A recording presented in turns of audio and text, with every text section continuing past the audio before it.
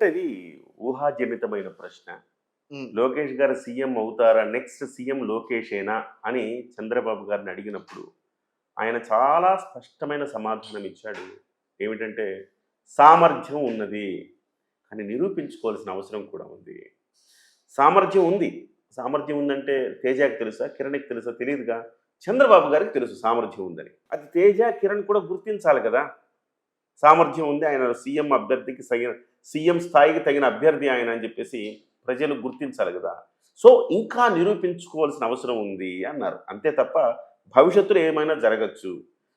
అనేక మంది నాయకులు పార్టీలోంచి ఇతర నాయకులు కూడా ఉద్భవించొచ్చు, ఆవిర్భవించొచ్చు అన్నాడాయన. So, Nara Lokesh CM next CM ఆయనే అని చెప్పేసి కూడా చెప్పలేదు.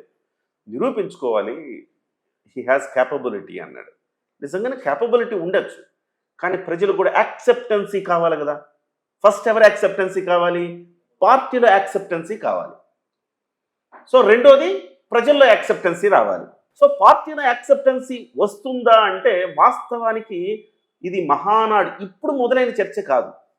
ఈ సంవత్సర కాలంగా అనేక సందర్భాల్లో రకరకాల చర్చలు వస్తున్నాయి.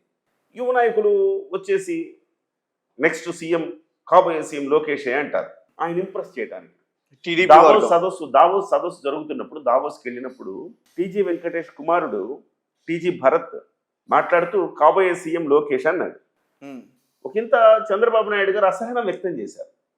సందర్భోచితం కాదు కదా ఇక్కడ ఈ వ్యాఖ్యలు చేయటం అన్నారు. చంద్రబాబు నాయుడు గారు రాజనీతిజ్ఞుడు. ఆయనకు తెలుసు ఎప్పుడు ఏం మాట్లాడాలి, ఎక్కడ తగ్గాలి, ఎక్కడ నెగ్గాలో తెలిసిన వ్యక్తి చంద్రబాబు నాయుడు గారు. ఏమీ తెలియకుండా అవాకులు చెవాకులు పేలుతుంటారు కింద, కానీ ఆయన కంట్రోల్ చేస్తూ వస్తుంటారు. అంతెందుకు, అదొక్కటే కాదు, అంతకుముందు డిప్యూటీ సీఎం వ్యవహారం కూడా అదే అయిందిగా. డిప్యూటీ సీఎం గారు స్వయంగా ఆయన స్టేజ్ మీద ఉన్నప్పుడే డిప్యూటీ సీఎంగా నారా లోకేష్ చేయాలి అంటే, ఒక్కసారి డిప్యూటీ సీఎం చేస్తే పవన్ కళ్యాణ్ గారితో పాటు ఈక్వల్ అవుతారు, ఈక్వల్ అయితే నెక్స్ట్ సీఎంగా ప్రమోట్ చేయొచ్చు అనేది వాళ్ళ ఉద్దేశం. ఒక వ్యూహం ఉంటుంది, ప్రతి పార్టీకి ఒక వ్యూహం ఉంటుంది కదా. సో ఆ వ్యూహాత్మకంగానే ఆ పార్టీలో ఆ చర్చ జరుగుతుంది.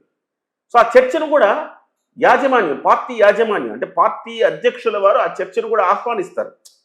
అంటే దాన్ని బయట ఖండించిన లోపల ఆ చర్చ జరగాలి అని అనుకుంటారు. చంద్రబాబు గారు కూడా లోకేష్ నెక్స్ట్ సీఎం లోకేష్ అని అంటే ఆయన కోపమే రాదు, డెఫినెట్గా చర్చ జరగాలి అనుకుంటారు. బట్ ఆయన అడిగినప్పుడు ఆయన ఏమంటాడు, ఆయన ఈ రకమైన సమాధానం చెప్తారు. సహజంగా ఇది రాజకీయాల్లో ఉండేది ఫస్ట్ థింగ్. ప్రజల్లో అంటే ముఖ్యంగా జన సైనికుల్లో, జనసేనని అభిమానించే అభిమానుల్లో ఒక అసంతృప్తి ఉంది. అంటే బయటికి వాళ్ళు చెప్పట్లేదు కానీ పూర్తిగా అర్థం అవుతుంది. ఎందుకంటే రీసెంట్ గా పిఠాపురంలో జరుగుతున్న సంఘటనలు కావచ్చు, వర్గం అంతా టీడీపీకి సంబంధించిన వర్గం అంతా కూడా పవన్ కళ్యాణ్ గారికి వాళ్ళు వ్యతిరేకంగానే ఉన్నారు. రీసెంట్ గా కూడా మీడియా ముందుకు వచ్చి వాళ్ళు మాట్లాడడం జరిగింది ఇసుక మాఫియా దాని గురించి జనసేన. అలాగే మరొక వర్గం నాగబాబు గారికి మంత్రి పదవి ఇస్తారు ఎవరు అనేది ఇప్పటివరకు సరైన క్లారిటీ లేదు. అంటే ఇలాంటి చర్చలు జరుగుతున్న నేపథ్యంలో సడన్ గా సీఎం అవుతారా అవ్వరా అనేది డైరెక్ట్ గా చంద్రబాబు నాయుడు గారు చర్చించారంటే మరి వీళ్ళకి కూడా కొంచెం అసంతృప్తి ఉంటుంది కదా సార్. అసంతృప్తి రావడానికి ఎవరో ఒక జర్నలిస్ట్ అడిగాడు, ఒక పెద్ద జర్నలిస్టు, ఆయన సమాధానం చెప్పాడు. ఆయన సమాధానంలో మనం తప్పు పట్టేది ఏమీ లేదు, చాలా చక్కగా చెప్పాడు ఆయన సమాధానం. ఇంకొక అంశాన్ని మీరు గమనించాలి తేజ.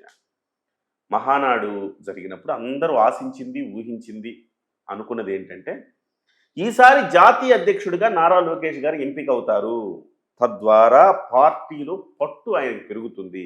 నేనేం చెప్పాను మీకు, ఫస్ట్ పార్టీలో యాక్సెప్టెన్సీ రావాలి, ఆ తర్వాత జనాల్లో యాక్సెప్టెన్సీ రావాలి అన్న.